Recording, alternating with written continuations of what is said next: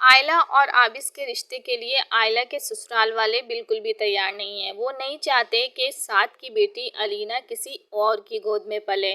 وہ فہد سے یہ ساری باتیں ڈسکس کر رہے ہوتے ہیں تو فہد کہتا ہے کہ پر ہم کیا کر سکتے ہیں، سعد کو واپس تو ہم نہیں لا سکتے۔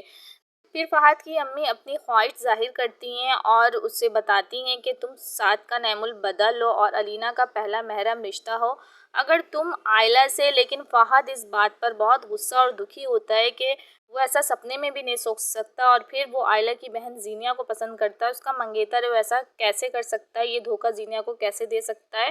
لیکن علینا کے لیے وہ بہت فکر مند بھی ہے۔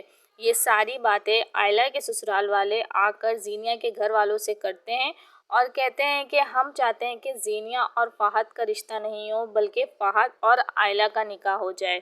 یہ سنتے ہی ایک طوفان آتا ہے کیونکہ آئلہ اتنی زیادہ ڈپریشن میں چلی جاتی ہے کہ وہ ایسا کیسے کر لے۔ لیکن آئلہ کی ماں سمجھاتی ہے کہ زینیا اور فہد کا رشتہ اب ختم ہو چکا ہے تو تم اس رشتے کے بارے میں سوچو، علینا کے لیے یہ ضروری ہے۔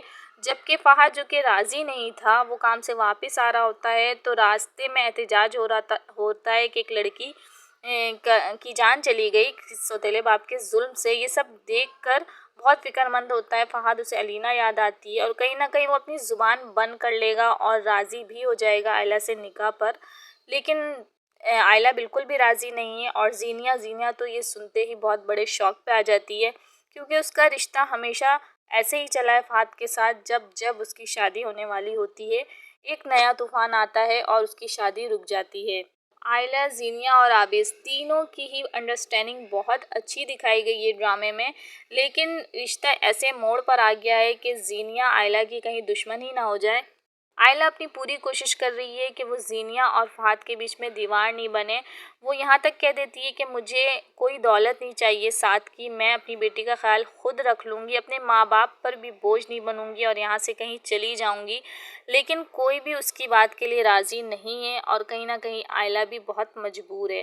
اب دیکھنا یہ ہے کہ آئلہ اور فہد کی شادی کیسے ہوتی ہے۔ جلدی سے چینل سبسکرائب کر لیں تاکہ اپڈیٹ مس نہ ہو۔